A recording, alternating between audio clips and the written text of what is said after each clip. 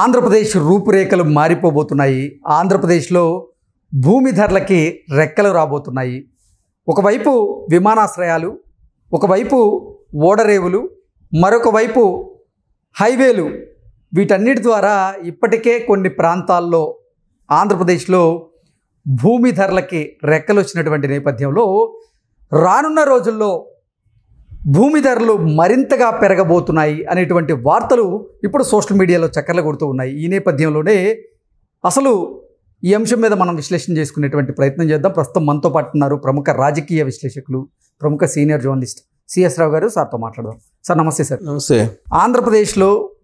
ఆంధ్రప్రదేశ్ రూపురేఖలు మారిపోబోతున్నాయని, ఇప్పటికే భూమి ధరలకి రెక్కలు వచ్చాయి, రానున్న రోజుల్లో మరింత ధరలు పెరగబోతున్నాయి అంటూ కొన్ని వార్తలు అయితే వస్తూ ఉన్నాయి. ఏంటి సార్ దీని మీద మీ విశ్లేషణ? ఇప్పుడు ఆంధ్రప్రదేశ్ పరిస్థితి ఎలా ఉందంటే, రియల్గా చెప్పాలంటే అక్కడ జరుగుతున్నటువంటి దానికి బయటకు వస్తున్న దానికి చాలా తేడా కనిపిస్తుంది. అంటే బయటికి న్యూస్ అక్కడ జరుగుతున్న స్థాయిలో రావట్లేదు. అంతకుముందు చంద్రబాబు నాయుడు ఏదైనా చేస్తే కనుక దానికి చేసిన దానికన్నా కూడా త్రిబుల్ హైప్ వచ్చేది. కానీ ఇప్పుడు చాలా చాప కింద నీరులాగా అక్కడ జరిగిపోతుంది మొత్తం. అక్కడ జరుగుతున్నటువంటి అభివృద్ధిని కనుక మనం నిశ్చితంగా పరిశీలిస్తే రాబోయేటువంటి రోజుల్లో అసలు రాష్ట్రంలో ఏ మూలకి వెళ్ళినా కానీ మీరు భూమిని కొనుక్కోలేనటువంటి పరిస్థితికి వస్తుంది సిచ్యువేషను అనేది మనం ఎక్స్పెక్ట్ చేయొచ్చు. ఎందుకనంటే మనం తెలంగాణలో చూసాం. తెలంగాణలో ఇవాళ ఏ మారుమూల ప్రాంతానికి వెళ్ళినా కానీ ఎకరం 40 లక్షలు 30 లక్షలు తక్కువ లేదు. దానికి కారణం ఏంటి? 2018 రెండోసారి ముఖ్యమంత్రి అయిన తర్వాత కేసీఆర్ ఇక్కడ ఆయన చేసినటువంటి కొన్ని రకాల పనుల కారణంగా హైప్ అయింది. రియల్ ఎస్టేట్ వ్యాపారం చేశాడు ఆయన. పరిపాలన కన్నా కూడా రియల్ ఎస్టేట్ వ్యాపారం, రియల్ ఎస్టేట్ని ఎలా పెంచాలి, భూముల ధరలను ఎలా పెంచాలి అనే దాని మీద ఎక్కువగా కాన్సన్ట్రేషన్ చేశాడు కేసీఆర్. దానికి కారణం ఏంటంటే రిజిస్ట్రేషన్ ఛార్జెస్ కూడా వస్తాయి ప్రభుత్వానికి, ఆదాయం కూడా పెరుగుతుంది.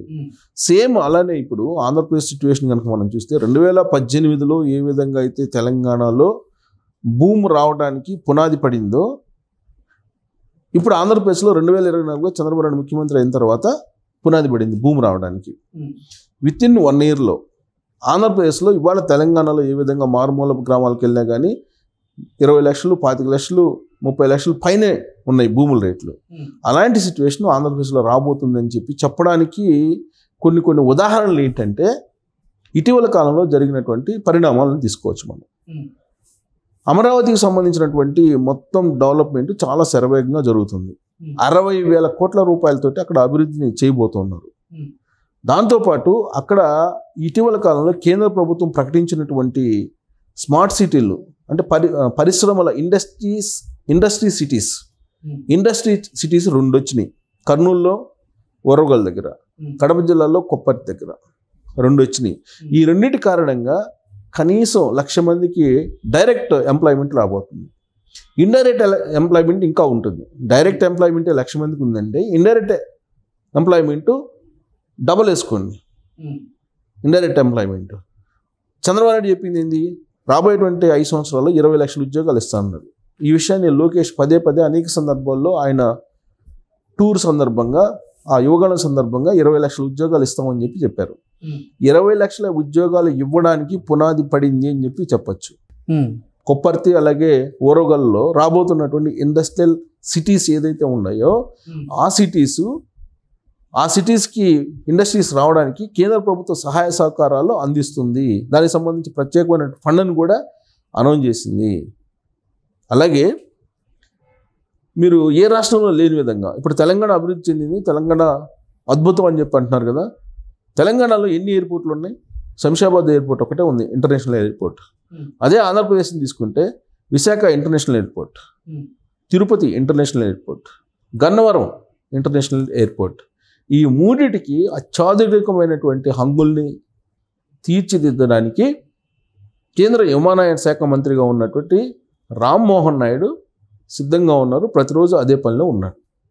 ఇక కొత్త ఎయిర్పోర్ట్లు 2 ఫేజుల్లో కొత్త ఎయిర్పోర్ట్లని నిర్మించడానికి సిద్ధమయ్యారు.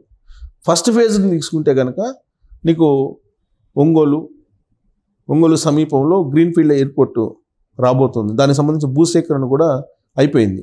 రాజమండ్రిలో ఎలాగ ఉంది, శ్రీకాకుళంలో ఎయిర్పోర్ట్ రాబోతుంది, భోగాపురం ఇంటర్నేషనల్ ఎయిర్పోర్ట్ ఇందాక మనం చెప్పుకోవడం మర్చిపోయాం. ఇంటర్నేషనల్ ఎయిర్పోర్ట్ భోగాపురం ఉంది. అంటే ఇన్ని international airport Bhogapuram international airport 2026కి complete కాబోతుంది. అది అయిపోయిన తర్వాత అక్కడ ఉత్తరాంధ్రలో ఉండేటువంటి సిచ్యువేషన్స్ మొత్తం మనం ఊహించినటువంటి విధంగా మారిపోయే అవకాశం ఉంది. శంషాబాద్ ఎయిర్పోర్టు ప్రారంభానికి ముందు ఎలా ఉంది, శంషాబాద్ ఎయిర్పోర్ట్ ప్రారంభం అయిన తర్వాత ఎలాంటి సిచ్యువేషన్ మనం చూస్తున్నాం. సేమ్ సిచ్యువేషన్ భోగాపురం ఎయిర్పోర్ట్ విషయంలో కూడా మనం చూడబోతాం రాబోయేటువంటి రోజుల్లో. 2026కి పూర్తి చేసి ప్రారంభించాలని చెప్పి లక్ష్యంగా పెట్టుకున్నారు. Bhogapuram international airport, Visakha international airport, Tirupati international airport, Gannavaram international airport, 4 అంతర్జాతీయ విమానాశ్రయాలు కలిగినటువంటి రాష్ట్రం ఆంధ్రప్రదేశ్. వీటితో పాటు గ్రీన్ఫీల్డ్ ఎయిర్పోర్ట్స్ కడప, కర్నూలు, తర్వాత అక్కడ ఉంది కదా ప్రకాశం జిల్లాకి పడవరం వైపు ఒకటి ఉంది. ఆల్రెడీ అక్కడ రాజధాని పెట్టాలని అంతకుముందు అనుకున్నారు. అది ఫస్ట్ దొనకొండ ఆల్రెడీ ఎయిర్పోర్ట్, దాన్ని రివోక్ చేయబోతున్నారు. రేణిగుంట ఆల్రెడీ ఉంది. తర్వాత ఇటు వచ్చేటప్పటికి శ్రీకాకుళం పెట్టబోతున్నారు. దాదాపు 8 గ్రీన్ఫీల్డ్ ఎయిర్పోర్ట్లు రాబోతున్నాయి. 8 గ్రీన్ఫీల్డ్ ఎయిర్పోర్ట్లు రాబోతూ ఉన్నాయి. ఓకే, ఇది విమానాశ్రయాల గురించి. ఇక ఓడరేవులు, ఏ రాష్ట్రానికి లేని విధంగా ఓడరేవులు ఆంధ్రప్రదేశ్కి రాబోతున్నాయి. తీరం ఎక్కువగా ఉంది ఆంధ్రప్రదేశ్కి. అందుకే ఈ మధ్యకాలంలో మీరు ఎవరైనా ఎంక్వైరీ చేస్తే ఆంధ్రప్రదేశ్లో తీరం ప్రాంతం వెంబడి ఉండేటువంటి గ్రామాలకి హైదరాబాద్ నుంచి ఇండస్ట్రియలిస్టులు వెళ్ళి, బాగా డబ్బున్నటువంటి ధనవంతులు వెళ్ళి పొలాలను కొనుగోలు చేస్తున్నారు. అందుకే ఇప్పుడు అంతకుముందు 10 లక్షలు ఉన్నటువంటి పొలం ఇప్పుడు 15 లక్షలు అయ్యింది. మీరు కావాలంటే ఎంక్వైరీ చేసుకోవచ్చు. కోస్తా తీరం అమ్మడి ఉండేటువంటి గ్రామాలు, ఆ గ్రామాల్లో ఇవాళ ఇండస్ట్రియలిస్టులు పొలాలు కొనుగోలు చేయడం ప్రారంభించారు. ఎందుకంటే వాన్పిక్ ప్రాజెక్ట్ అయితే ఏదైతే ఉందో అది వాన్పిక్ ప్రాజెక్ట్కి 30,000 ఎకరాలు సేకరించారు అప్పట్లో. ఆ తర్వాత అది వివాదమైంది. ఆ 30,000 ఎకరాలు ఇప్పుడు ప్రభుత్వం దగ్గర ఉన్నాయి. ఆ 30,000 ఎకరాలని ఎప్పటికైనా సరే వాన్పిక్ ప్రాజెక్టుకి ఉపయోగించాల్సిందే. జరిగినటువంటి అక్రమాలు, అవినీతి వీటన్నిటినీ సరిచేసి ఖచ్చితంగా వాన్పిక్ ప్రాజెక్ట్ని రివోక్ చేయాల్సిందే. రివోక్ చేస్తే అప్పుడేమవుతుంది, మొత్తం కోస్తా తీరం అమ్మటి క్యాసినోస్, ఓడరేవులు, అనేకమైనటువంటి ఓడరేవులు వస్తాయి, గెస్ట్ హౌస్లు వస్తాయి, ఇంపోర్ట్స్ పెరుగుతాయి, ఎక్స్పోర్ట్స్ ఇంపోర్ట్స్ మీకు కోస్తా తీరం వెంబడి అనూహ్యంగా పెరగబోతున్నాయి.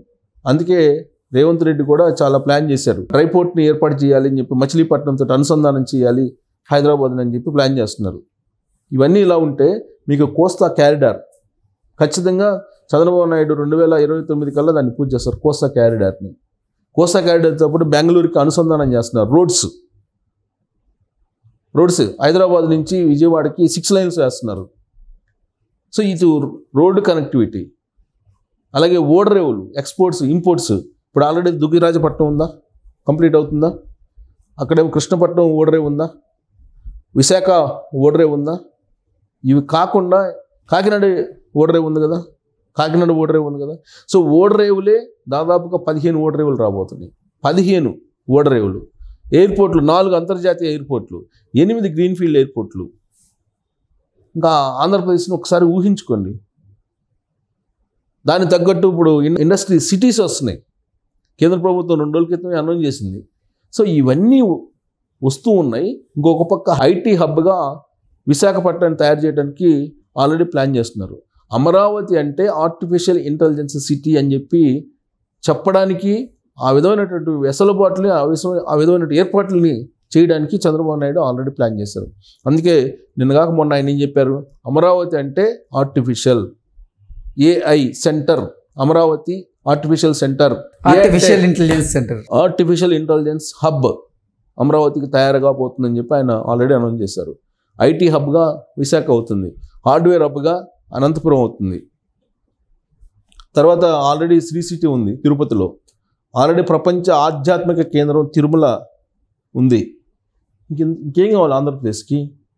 5 సంవత్సరాల్లో మనం ఊహించినటువంటి అద్భుతాలని ఆంధ్రప్రదేశ్లో మనం చూడబోతున్నాము. ఇవన్నీ నెరవేరుతాయి. ఇవన్నీ నెరవేర్చేటువంటి శక్తి చంద్రబాబు నాయుడుకు ఉంది.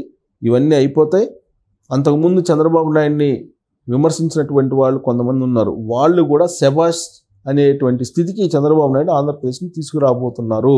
అందుకే భూముల రేట్లు ఆకాశానికి వెళుతూ ఉన్నాయి, పెరగడం స్టార్ట్ అయింది. ఆ పెరుగుదల, ఆ పెంపు ఎక్కడ ఆగిపోద్దో తెలియనటువంటి పరిస్థితి నెలకొంది ఇవాళ.